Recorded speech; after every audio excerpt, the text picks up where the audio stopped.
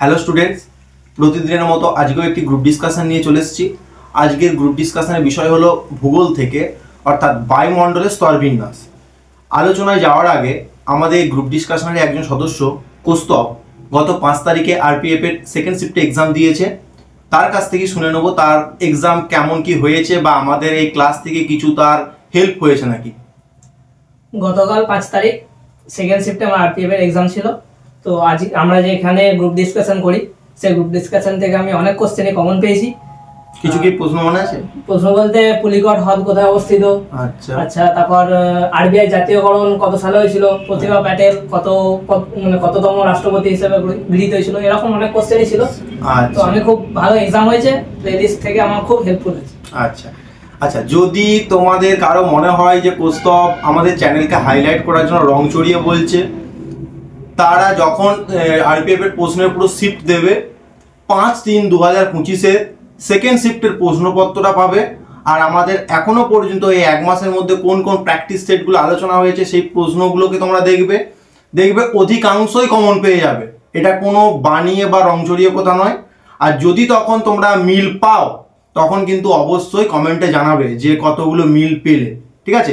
আর আমি এই নিয়ে বেশি কথা বলছি না, তোমরা দেখতে থাকো আমাদের ক্লাসগুলো দেখে। যদি আপকামিং কারো আরপিএফ এর এক্সাম থাকে তোমরাও কিন্তু আশা করছি কমন পাবে, এবং কমন পেলে কিন্তু অবশ্যই তোমার কমেন্টে লিখতে ভুলো না যে দাদা বা বন্ধু আমরা কিন্তু অনেক এই ক্লাস থেকে কিন্তু কমন পেয়েছি। ঠিক আছে, শুরু করছি আজকে টপিক বায়ুমণ্ডলের স্তরবিন্যাস। ঠিক আছে, সকলে কমন পেতে চাস তো এরকম? আচ্ছা ঠিক আছে। আচ্ছা, আজকে জানবো বায়ুমণ্ডলের স্তরবিন্যাস। আগে জানবো বায়ুমণ্ডল কি। আচ্ছা, আমি চাইবো কি বেশি ভিডিও লং করবো না, কারণ হচ্ছে আমি দেখতে পাচ্ছি তোমাদের ধৈর্য এতটাই কম। লং ভিডিও হলে কিন্তু সেখানে মশলাটা একটু বেশি থাকে। তোমরা কি সবসময় শর্ট জিনিস চাইছো, শর্ট জিনিসে ততটা কিন্তু থাকে না। কিন্তু তোমাদের যেমন ডিমান্ড আমাকে তো সেইভাবেই চলতে হবে। তারই মাঝে আমি চেষ্টা করব যে যতটা কিন্তু মশলা দেওয়া যায়। তাই ভিডিওটা বেশি বড় করব না। বায়ুমণ্ডল কি না, সমুদ্র পৃষ্ঠ থেকে প্রায় 10,000 কিলোমিটার উচ্চতায় যে স্বাধীন, গন্ধহীন, বর্ণহীন গ্যাসীয় আবরণ পৃথিবীর মাধ্যাকর্ষণ শক্তির প্রভাবে চাদরের মতো আবৃত করে রেখেছে বা ঢেকে রেখেছে, তাকে বলা হয় বায়ুমণ্ডল। তাহলে বায়ুমণ্ডল কাকে বলবো? দেখ, বায়ুমণ্ডল থেকে কিন্তু বৈশিষ্ট্য পেয়ে যাবি। ভূপৃষ্ঠ থেকে সমুদ্র পৃষ্ঠ থেকে কত কিমি উচ্চতায়? 10,000 কিলোমিটার উচ্চতায়। বায়ুমণ্ডলে কোনো স্বাদ নেই, কোনো গন্ধ নেই, কোনো বর্ণ নেই বা রং নেই, তাই তো? তাহলে সমুদ্র পৃষ্ঠ থেকে 10,000 কিলোমিটার উচ্চতায় যে স্বাধীন, বর্ণহীন, গন্ধহীন গ্যাসীয় আবরণ, আমরা কি বায়ুমণ্ডলকে দেখতে পাচ্ছি? গ্যাসীয় আবরণ কি মাধ্যাকর্ষণ শক্তির প্রভাবে পৃথিবীকে চাদরের মতো ঢেকে রেখেছে, তাকে বলা হয় বায়ুমণ্ডল। আচ্ছা, তাহলে বায়ুমণ্ডল বুঝতে পারলি। আচ্ছা, বায়ুমণ্ডলের উপাদান কি? বায়ুমণ্ডলের 3টি উপাদান রয়েছে। একটা হচ্ছে গ্যাসীয় উপাদান, বায়ুমণ্ডলের বিভিন্ন গ্যাসগুলো রয়েছে। দ্বিতীয় উপাদান হচ্ছে জলীয় বাষ্প উপাদান, আর একটা রয়েছে কি অ্যারোসল। ঠিক আছে, গ্যাসীয় উপাদান কি আমরা জানি বায়ুমণ্ডলে বিভিন্ন গ্যাসের সমন্বয়ে গঠিত। তার মধ্যে সবচেয়ে বেশি কোন গ্যাস রয়েছে?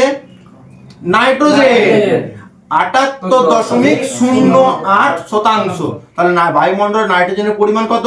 78.08%। সেকেন্ডে আছে অক্সিজেন, কত? 20.94% হলো। তাহলে নাইট্রোজেন হচ্ছে বায়ুমণ্ডলের সবচেয়ে বেশি গ্যাসটা পাওয়া যায়, আর অক্সিজেন হচ্ছে দ্বিতীয় স্থানে যে সর্বাধিক গ্যাস পাওয়া যায়, সেটা হচ্ছে অক্সিজেন। আচ্ছা, তোরা যদি অনুপাত করিস দেখবি মোটামুটি নাইট্রোজেন আর অক্সিজেনের অনুপাতটা মোটামুটি 4:1 গিয়ে দাঁড়াবে। ঠিক আছে, যেহেতু প্রশ্ন আসতে পারে যে বায়ুমণ্ডলে নাইট্রোজেন এবং অক্সিজেনের একটা গড় বা আনুমানিক অনুপাত কত হতে পারে? 4:1। সমস্ত গ্যাসের আমরা জানবো না, মেন যেগুলো রয়েছে, নাইট্রোজেন 78.08%, অক্সিজেন 20.94%, আর হচ্ছে তোর কার্বন ডাই অক্সাইড 0.03% বা 0.033%। আমরা যে কোনো একটা মাথায় রাখবো 0.03%। 0.3 নয়, কিন্তু 0.3 আর 3 মাঝে একটা শূন্য ঢুকবে, 0.03%। আর একটা জানবো আর্গন। আর্গন হচ্ছে কি 0.93%। এই 4টে গ্যাসকে কিন্তু আমরা বায়ুমণ্ডলে যে তাদের কতটা করে পরিমাণ রয়েছে ভালোভাবে আমরা আত্মস্থ করতে হবে। 78.08% নাইট্রোজেন, 20.94% অক্সিজেন। আচ্ছা, 0.03% কার্বন ডাই অক্সাইড, আর হচ্ছে তোর 0.93 আর্গন। ঠিক আছে, এরকম আরো অনেক গ্যাস রয়েছে, হ্যাঁ, কিন্তু আমরা বেশি কিছু জানবো না, ওই 4টেকেই জানবো। আচ্ছা, আর কি বললাম, উপাদানের মধ্যে গ্যাসীয় উপাদানগুলো হয়ে গেল। জলীয় উপাদান, এই যে জলীয় বাষ্পগুলো তো বায়ুমণ্ডলে ভেসে বেড়াচ্ছে, তাহলে বায়ুমণ্ডল একটা উপাদান তো জলীয় বাষ্প। আর কি অ্যারোসেল, অ্যারোসেল মানে হচ্ছে কি না, এখান থেকে প্রশ্ন আসতে পারে অ্যারোসেল কি। অ্যারোসেল হচ্ছে বায়ুমণ্ডলের সূক্ষ্ম সূক্ষ্ম কণাগুলো ভেসে বেড়ায়, পার্টিকেলস গুলো, সেগুলোকে বলা হয়ে থাকে অ্যারোসেল। সেটা হতে পারে কয়লার গুঁড়ো হতে পারে, সেগুলো হতে পারে সূক্ষ্ম সূক্ষ্ম ধূলিকণা হতে পারে, সেটা হতে পারে সূক্ষ্ম সূক্ষ্ম একবারে তোর লবণ কণা হতে পারে। তাহলে বায়ুমণ্ডল 3টি উপাদান দ্বারা গঠিত। গ্যাসীয় উপাদান মানে গ্যাস দ্বারা হচ্ছে, জলীয় বাষ্প একটা, আর একটা হচ্ছে অ্যারোসেল মানে হচ্ছে সূক্ষ্ম সূক্ষ্ম কণা। আচ্ছা, এখান থেকে আর কিছু জানার প্রয়োজন নেই। এবার বায়ুমণ্ডল স্তর বিন্যাস দেখো, বায়ুমণ্ডলকে কিন্তু নানা ভিত্তিতে ভাগ করা যায়। হতে পারে উষ্ণতার ভিত্তিতে, হতে পারে রাসায়নিক গঠন অনুসারে, হতে পারে রাসায়নিক পদার্থের বন্টন অনুসারে, হতে পারে। আমাদের এক্সাম পয়েন্ট অফ ভিউ থেকে এত কিছু জানার দরকার নাই, আমাদের শুধু জানতে হবে যে উষ্ণতার তারতম্যের ভিত্তিতে, হলো উষ্ণতার তারতম্যের ভিত্তিতে কিন্তু বায়ুমণ্ডলকে আমাদের কয়েকটি ভাগে ভাগ করা যায়। ঠিক আছে, মাথায় রাখবি কিসের বেসিসে ভাগ করছে, উষ্ণতার যে ভ্যারিয়েশন বা উষ্ণতার যে তারতম্য, তার ভিত্তিতে বায়ুমণ্ডলের ভাগ হচ্ছে ট্রপোস্ফিয়ার, স্ট্র্যাটোস্ফিয়ার গুলো। হলো আচ্ছা, তাহলে সর্বপ্রথম যে স্তরটি রয়েছে ট্রপোস্ফিয়ার। কি ট্রপোস্ফিয়ার মানে একবারে নিচে রয়েছে ট্রপোস্ফিয়ার।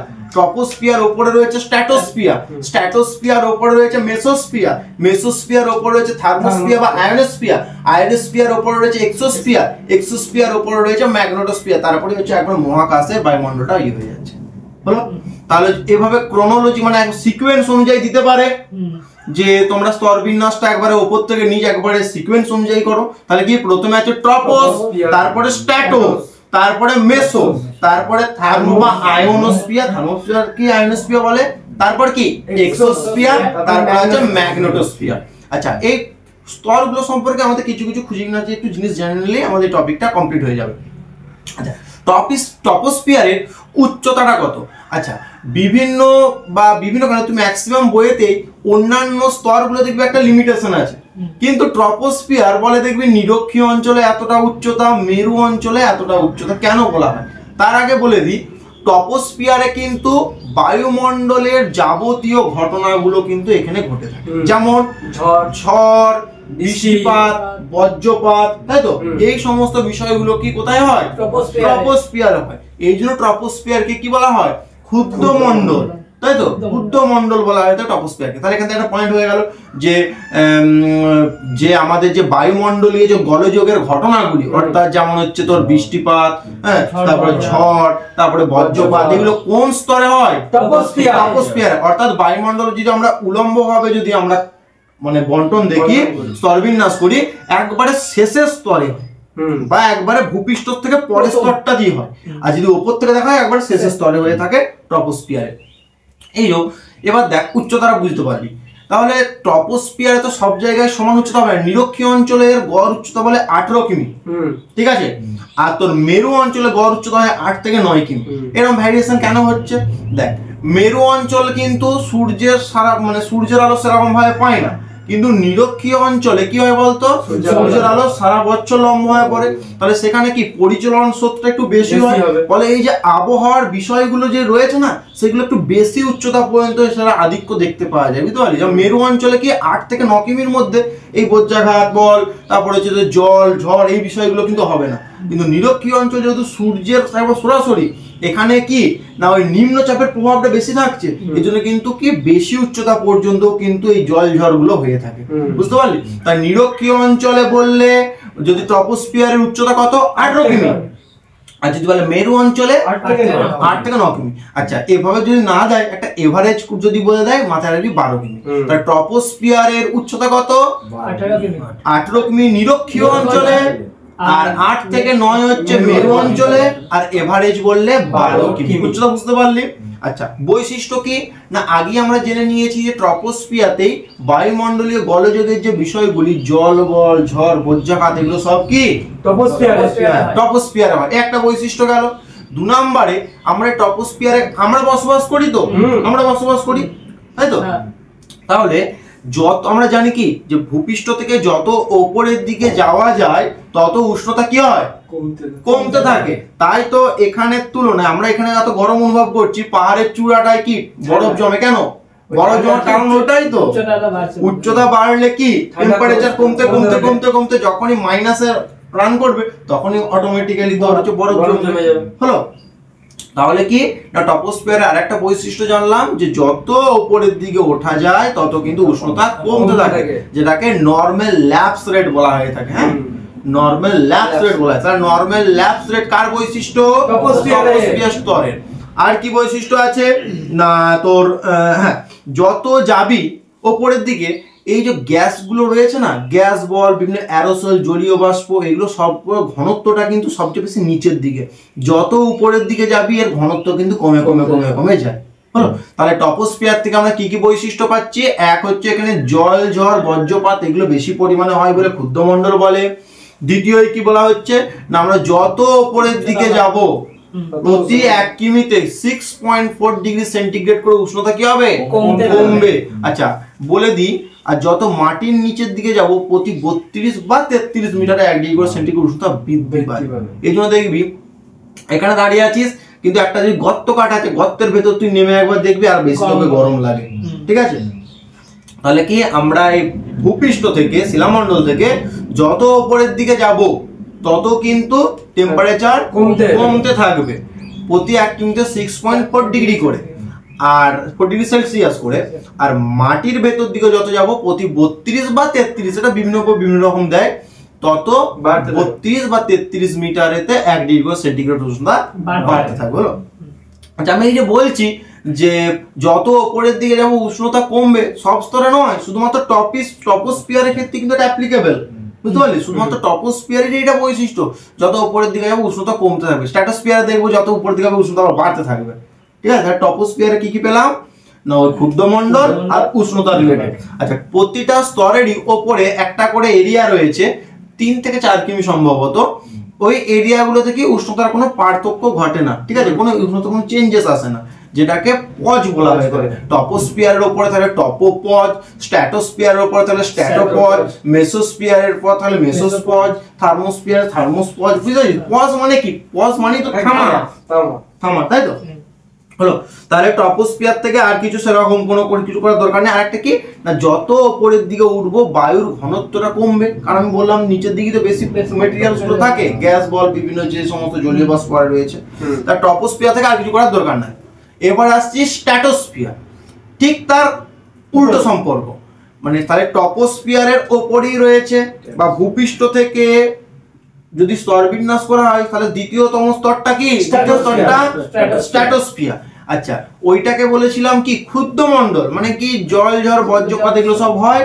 এখানে কিন্তু জল, ঝড়, বজ্রপাত হয় না, কিন্তু মেরু অঞ্চলে বা পোলার অঞ্চলে কিন্তু এক ধরনের মেঘ দেখা যায়। ঠিক আছে, ওই মেঘটাকে বলা হয় মৌক্তিক মেঘ, মৌক্তিক মেঘ বা শুক্তি মেঘ বলা হয়। ইংরেজিতে বলে পোলার স্ট্র্যাটোফিউরিক ক্লাউডস। হলো, তাহলে কি না স্ট্র্যাটোস্ফিয়ারে জানতে পারলাম যে এখানে জল, ঝড়, বজ্রপাত গুলো হয় না, কিন্তু মেরু অঞ্চলে, ঠিক আছে, ওখানে এক ধরনের মেঘ দেখা যায় যেটাকে বলা হয় পোলার স্ট্র্যাটোফিউরিক ক্লাউডস বা মৌক্তিক মেঘ বা শুক্তি মেঘ। হলো, তাহলে এখানে প্রশ্ন আসতে পারে যে শুক্তি মেঘ বা মৌক্তিক মেঘ কোন স্তরে দেখা যায়, স্ট্র্যাটোস্ফিয়ারে দেখা যায়। হলো, আচ্ছা আর একটা জিনিস জানবো কি না, স্ট্র্যাটোস্ফিয়ারে এই দেখ জল, ঝড় যেহেতু বজ্রাঘাতটা হচ্ছে না বা বজ্রপাতটা হচ্ছে না, তো তাহলে সেই স্তরের দিকে অনায়াসে প্লেন যেতে পারবে, তাই তো। জল, ঝড়, বজ্রপাত যদি হয় সেই স্তরের উপর দিয়ে প্লেন যেতে পারবে না ভেতর দিকে। তাহলে এখান থেকে প্রশ্ন আসতে পারে বায়ুমণ্ডলের কোন স্তরের মধ্য দিয়ে বিভিন্ন প্রকার প্লেন গুলো যাতায়াত করে, স্ট্র্যাটোস্ফিয়ারে। হলো, স্ট্র্যাটোস্ফিয়ার উপর দিয়ে। আর একটা কি না, স্ট্র্যাটোস্ফিয়ারেতে একটি গ্যাস রয়েছে যেটা বলে ওজোন গ্যাস। ওজোন গ্যাসের অস্তিত্ব কোন স্তরে রয়েছে, স্ট্র্যাটোস্ফিয়ারে। ওজোন গ্যাসের সংকেত হচ্ছে O3, ওজনের সংকেত হচ্ছে O3। আচ্ছা, ওজোন গ্যাসটা কেমন হয়ে থাকে না, নীলাভ কালারের হয়ে থাকবে বা নীল কালার হবে, আর গন্ধটা কি আঁশটে গন্ধযুক্ত হবে। 1840 সালে বিজ্ঞানী স্কোনবি, কে স্কোনবি, বিজ্ঞানী স্কোনবি সর্বপ্রথম কি না ওই ওজোন গ্যাসের কিন্তু সন্ধান দেন। হলো। তাহলে এখানে প্রশ্ন আসতে সর্বপ্রথম ওজোন গ্যাসের সন্ধান কে দিয়েছিল? স্কোনবি। আচ্ছা, তাহলে এটুকু হলো। আর ওজোন গ্যাসটা আছে বলে সূর্য থেকে আগত অতি বেগুনি, যে ক্ষতিকারক অতি বেগুনি বা আল্ট্রাভায়োলেট রেটা, সেটা কিন্তু আমাদের পৃথিবীতে সেরকম ক্ষতি করতে পারছে না, তাই তো? যদি আল্ট্রাভায়োলেট রেটা ডিরেক্টলি একবারে তো পৃথিবীতে আসতো, তাহলে কিন্তু একবারে ঘরে ঘরে ক্যান্সারের সৃষ্টি হতো, বুঝতে পারছিস? তো এই ওজোন স্তরটা ওই স্ট্র্যাটোস্ফিয়ার রয়েছে, ওই ওজোন গ্যাস দিয়ে কি একটা স্তর সৃষ্টি করে দিয়েছে, যেটা কি সূর্য থেকে যে অতিবেগুনি রশ্মিগুলো আসছে সেগুলো কিন্তু আসতে দিচ্ছে না, হ্যাঁ, নিজে শোষণ করে না। এর জন্য তোর ওজোন গ্যাসকে বলা হয় কি প্রাকৃতিক সৌর পর্দা। সৌর পর্দা, এটা পর্দার মতো সৃষ্টি করছে না, তাহলে ওজোন গ্যাসকে কি বলা হয়? প্রাকৃতিক সৌর পর্দা। আচ্ছা, ওজোন গ্যাসের কে আবিষ্কার করলো? বিজ্ঞানী স্কোনবি 1840 সালে। আচ্ছা, এই যে তোর আন্টার্কটিকা অঞ্চলে কিন্তু মানে ওজোন গহ্বর সৃষ্টি হয়েছে, মাথায় রাখবি। ওজোন গহ্বর বা ওজোন হোল কি মানে যে পর্দা সৃষ্টি হয়েছে না, মাঝে মাঝে ছিদ্র ছিদ্র ফুটো ফুটো সৃষ্টি হয়ে গেছে, যেটার মধ্য দিয়ে কি অনায়াসে সূর্য থেকে চলে আসছে, ঠিক আছে? তাহলে ওজোন গহ্বর কোথায় সৃষ্টি হয়েছে? আন্টার্কটিকা অঞ্চলে, ঠিক আছে? আচ্ছা, ওজোন গহ্বর সৃষ্টির কারণ বা যদি বলে ওজোন স্তর ধ্বংসের কারণের একটা উপাদান মানে সিএফসি, ক্লোরোফ্লুরোকার্বন, যার বাণিজ্যিক নাম ফ্রেয়ন গ্যাস। সিএফসি বাণিজ্যিক নাম ফ্রেয়ন গ্যাস। আর সিএফসি কিন্তু ওজোন হোল বা ওজোন গহ্বর সৃষ্টির জন্য দায়ী। আর ওজোন স্তরের এই যে তোর আন্টার্কটিকাতে কিন্তু ওজোন গহ্বর বা ওজোন হোল সৃষ্টি হয়েছে 1840 সালে স্কোনবি কিন্তু আবিষ্কার করেছে। আচ্ছা, আর ওজনের যে এককটা আমরা কোন এককে মাপবো? ডবসন এককে, ঠিক আছে? আচ্ছা, ওজোন স্তর থেকে এইটুকু করলি, আর ওজোন থেকে আর কিছু সেরকম প্রশ্ন করার প্রয়োজন নেই। তাহলে ওজোন কোন স্তরে রয়েছে? স্ট্র্যাটোস্ফিয়ারে। আচ্ছা, আগে বলা হয়নি স্ট্র্যাটোস্ফিয়ারের উচ্চতাটা কত? ওইটা 18 ছিল তো, বা গড় ধরেছিলাম 12 থেকে মাথায় রাখবি 50 পর্যন্ত, হলো। তাহলে 12 গড়, 12 উচ্চতা হচ্ছে কার? টপোস্ফিয়ার। 12 থেকে 50 কিমি পর্যন্ত আছে স্ট্র্যাটোস্ফিয়ার, হলো। আচ্ছা, স্ট্র্যাটোস্ফিয়ারে কি কি বৈশিষ্ট্য পেলাম? ওজোনটার ওজন রয়েছে, ওজোন গ্যাসটা। আচ্ছা, ওজোন গ্যাসটা কোথা থেকে রয়েছে? মাথায় রাখবি 20 থেকে 30 বা 35 কিমির মধ্যে কিন্তু এই ওজোন গ্যাসটার আধিক্য লক্ষ্য করা যায়, হলো। আচ্ছা, ঠিক একই ব্যাপার স্ট্র্যাটোস্ফিয়ারের উপরে কি থাকবে? স্ট্র্যাটোপজ থাকবে, তাই তো? আচ্ছা, এরপর আছে কি মেসো, আর একটা কি না ট্রপোস্ফিয়ারে বলেছিলাম যত উপরের দিকে যাব উষ্ণতা কি হবে? হ্রাস পাবে বা কমবে। কিন্তু স্ট্র্যাটোস্ফিয়ারে উষ্ণতা যত উপরের দিকে যাব উষ্ণতা কি হবে? বাড়বে, ঠিক আছে? আচ্ছা, স্ট্র্যাটোস্ফিয়ার থেকে আর কিছু করার দরকার নেই, এই জন্য স্ট্র্যাটোস্ফিয়ারকে শান্ত মণ্ডল বলা হয়, যে কোনো জল বজ্রপাত হয় না বলে। আচ্ছা, এবার মেসোস্ফিয়ার। মেসোস্ফিয়ারটা কত না দেখ, 12 পেলাম, 12 থেকে 50 পর্যন্ত স্ট্র্যাটো হয়ে গেল। 50 থেকে 80-র ভেতরে থাকবে মেসোস্ফিয়ার। তাহলে মেসোস্ফিয়ার উচ্চতা কত? 50 কিলোমিটার থেকে 80 কিলোমিটারের মধ্যে থাকবে মেসোস্ফিয়ার। আচ্ছা, মেসোস্ফিয়ার থেকে বিশেষ কিছু করার দরকার নাই। ওই দেখ, যেমন এটাই পড়েছিলাম যে প্রথম টপোস্ফিয়ার যত যাচ্ছে উষ্ণতা কি হচ্ছে? কমছে, স্ট্র্যাটোস্ফিয়ারে বাড়ছে। মেসোস্ফিয়ারে ঠিক তার উল্টো হয়ে যাবে, আবার যত উপরের দিকে যাব উষ্ণতা কত হবে? হ্রাস পেয়ে থাকবে। এবং এই বায়ুমণ্ডলীয় স্তরবিন্যাসের মধ্যে সব থেকে শীতলতম স্তর, হলো। তাহলে সব থেকে শীতলতম স্তর কোনটি? মেসোস্ফিয়ার। আর একটা মাথায় রাখবি, মেসোস্ফিয়ারে কি হয় না, ওই আমরা যখন গহ্বর পৃথিবী পড়েছিলাম, মেটিওরস পড়েছিলাম বা উল্কাটা। উল্কাটা যখন মানে আসছে, বায়ুমণ্ডলে বিভিন্ন গ্যাসের সাথে সংঘর্ষে আগুন জ্বলে যাচ্ছে, তাই তো? সেটা যখন এই মেসোস্ফিয়ারে আসে, মেসোস্ফিয়ার স্তরটা এতটাই ঠান্ডা, ওই উল্কাটাকে কিন্তু ঠান্ডা করে দেয়, নিষ্ক্রিয় করে দেয়, বুঝলি? তাহলে এখান থেকে আসতে পারে যে উল্কাটা পুরো ছাই হয়ে যায় কোন স্তরে? মেসোস্ফিয়ারে। সবচেয়ে ঠান্ডা স্তর কোনটা বা শীতলতম স্তর? আচ্ছা, ঠিক একই ভাবে মেসোস্ফিয়ারের উপরে কি আছে? মেসোস্পজ রয়েছে। তারপরে তাহলে 3 নাম্বার স্তর কমপ্লিট হয়ে গেল, টপোস্ফিয়ার, স্ট্র্যাটোস্ফিয়ার, মেসোস্ফিয়ার। তারপরে আছে থার্মোস্ফিয়ার, থার্মোস্ফিয়ার বা আয়নোস্ফিয়ার। আচ্ছা, কত ইয়েতে আছে?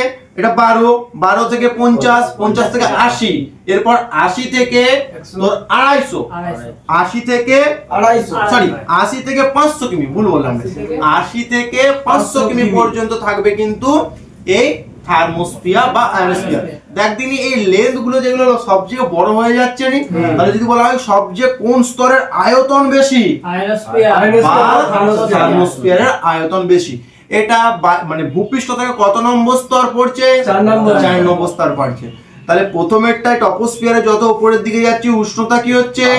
কমছে। স্ট্র্যাটোস্ফিয়ারে মেসোস্ফিয়ারে কি হবে? কমছে। আবার থার্মোস্ফিয়ারে যত যাবে উষ্ণতা কিন্তু বাড়বে। এই সিকোয়েন্সে মাথায় রাখবে। হ্যাঁ, আচ্ছা। এবং এতগুলো স্তর, মেসোস্ফিয়ার যেহেতু সবথেকে ঠান্ডা স্তর, শীতলতম স্তর, সবচেয়ে উষ্ণতম স্তর হচ্ছে কিন্তু থার্মোস্ফিয়ার। হলো? আচ্ছা, থার্মোস্ফিয়ার কিভাবে মাথায় রাখবো? থার্মোমিটার আমরা কখন নেই? যখন টেম্পারেচার বৃদ্ধি পায় তখনই তো মেজার করার জন্য। তাহলে মাথায় রাখবি থার্মোস্ফিয়ার হচ্ছে কিন্তু বায়ুমণ্ডলের সবচেয়ে উষ্ণতম স্তর, আর শীতলতম স্তর বললে মেসোস্ফিয়ার। আচ্ছা, থার্মোস্ফিয়ারে এই যে আমরা বেতার তরঙ্গ কিন্তু প্রতিফলিত হয়, ঠিক আছে? তাহলে বেতার তরঙ্গ কোন স্তরে প্রতিফলিত হয়? থার্মোস্ফিয়ার বা আয়োনোস্ফিয়ার। হ্যাঁ, আচ্ছা। মেরুজ্যোতি কিন্তু এই থার্মোস্ফিয়ারে দেখা যায়। আচ্ছা, মেরুজ্যোতি কি? না, মেরুজ্যোতি হচ্ছে যখন সৌরজড় হয়, বা এক গোদা বাংলায় বুঝে নে যে সূর্য থেকে যে প্লাজমা বা যে কণাগুলো আসছে, পার্টিকেলস গুলো আসছে, সেগুলো যখন বায়ুমণ্ডলের যে একটা তো চুম্বক ক্ষেত্র দ্বারা আবৃত তো বায়ুমণ্ডল, ওই চৌম্বক ক্ষেত্র যখন ওভারকাম করে দুই মেরু অঞ্চলে চলে আসে, তখন ওই মেরু অঞ্চলে যে বিভিন্ন গ্যাসগুলো রয়েছে, ওই গ্যাসের সাথে ওই সূর্যের আসা যে কণাগুলো, সেগুলো বিক্রিয়া করে আলো সৃষ্টি করে। গোদা বাংলা বুঝতে পারলি? গোদা বাংলা আমরা বলেছি সূর্য থেকে যে কণাটা আসছে সেটা বায়ুমণ্ডলের তোর মেরু অঞ্চলে কিন্তু হতে হবে। মেরু অঞ্চলের তোর বায়ু বিভিন্ন গ্যাসের সাথে কি বিক্রিয়া করে আলো জ্বলে ওঠে। যেমন অক্সিজেন গ্যাসের সাথে বিক্রিয়া করে কোন কালার তৈরি করে? মাথায় রাখবি, রেড আর গ্রিন। তাহলে মেরুজ্যোতির রেড এবং গ্রিন কালারটা কোন বায়ুর সাথে মানে কোন গ্যাসের সাথে বিক্রিয়া করে তৈরি হয়? অক্সিজেন। আর নাইট্রোজেনের সাথে তৈরি করে কি না ব্লু আর বেগুনি। এখান থেকে প্রশ্ন আসতেই পারে যে মেরুজ্যোতির সময় যে আমরা রেড কালারটা দেখি সেটা বায়ুমণ্ডলে কোন গ্যাসের সাথে বিক্রিয়া করে? অক্সিজেন। তাহলে আর জি করে ব্যাপারটা, আর জি রেড এন্ড গ্রিন অক্সিজেন, আর হচ্ছে তোর ব্লু আর বেগুনি বা নীল আর বেগুনি যেটা নাইট্রোজেন। হলো? আচ্ছা, মেরুজ্যোতি থেকে আর বিশেষ কিছু জানার দরকার নাই। উত্তর গোলার্ধে যেটা রয়েছে, উত্তর মেরুটাকে বলা হয় অরোরা বোরিয়ালিস, আর দক্ষিণে যেটা অস্ট্রালিস। আমি বলেছিলাম কিভাবে মাথায় রাখবি, তাহলে এটুকু পারবি তো? আচ্ছা, তাহলে থার্মোস্ফিয়ার থেকে আর কিছু করার দরকার নাই। হ্যাঁ, আর থার্মোস্ফিয়ারকে আয়োনোস্ফিয়ার কেন বলা হয়ে থাকে? না, এই স্তরে বায়ুগুলো কি আয়নিত অবস্থায় থাকে, অর্থাৎ পজিটিভ বা নেগেটিভ আধানযুক্ত অবস্থায় থাকে বলে এটাকে বলা হয় আয়োনোস্ফিয়ার। হলো? আচ্ছা, তারপরে আছে এক্সোস্ফিয়ার। তাহলে প্রথমেরটা কি? টপোস্ফিয়ার, যেটা 12, তারপরে যেটা হচ্ছে 12 থেকে 50, তারপরে মেসোস্ফিয়ার, হ্যাঁ 50 থেকে 80, আর তারপরে 80 থেকে 500 থার্মোস্ফিয়ার বা আয়োনোস্ফিয়ার, আর তার উপরে আছে এক্সোস্ফিয়ার। এক্সোস্ফিয়ার সেরকম কিছু করার দরকার নাই। এক্সোস্ফিয়ার মাথায় রাখবে যে আমাদের স্যাটেলাইট পাঠাচ্ছি বা বিভিন্ন যে তোর বিভিন্ন ধর মহাকাশযান পাঠাচ্ছি, এগুলো কিন্তু সব এইখানে কিন্তু থাকে এক্সোস্ফিয়ার। হ্যাঁ, তাহলে এক্সোস্ফিয়ারে কি কৃত্রিম উপগ্রহ বা যে আমরা যে পাঠাচ্ছি যে মানে হ্যাঁ এইগুলো সব কিন্তু ওই এক্সোস্ফিয়ারে থাকবে। তার উপরে আছে ম্যাগনেটোস্ফিয়ার। ম্যাগনেটোস্ফিয়ার সেরকম কিছু করার দরকার নাই, নামটা আছে ম্যাগনেটোস্ফিয়ার, মানে ম্যাগনেট আছে। কতদূর পর্যন্ত তোর কিন্তু ম্যাগনেট ধর্ম কাজ করবে, যখনই তুই ম্যাগনেটোস্ফিয়ার ওভার করে যাবি তখন কিন্তু তুই আর মাধ্যাকর্ষণ শক্তি কাজ করবে না। হলো? বুঝতে পারলি? বায়ুমণ্ডল স্তর বিন্যাস মানে এখানেই শেষ করব। আচ্ছা, হ্যাঁ, এক্সোস্ফিয়ারটা তোর 500 থেকে 750, 500 থেকে 750। ম্যাগনেটোস্ফিয়ার পুরোটা বাকি 750 থেকে তোর ইয়ে হয়ে যাচ্ছে, আর কোনো তোর মহাকাশে বিলীন হয়ে যাচ্ছে। হলো? আজকের ক্লাস এখানেই শেষ হচ্ছে। যদি বায়ুমণ্ডলের স্তরবিন্যাস সংক্রান্ত কারো কোনো জিজ্ঞাসা থেকে থাকে তোমরা কিন্তু অবশ্যই কমেন্ট বক্সে জানাবে। দেখা হচ্ছে নতুন ভিডিওতে।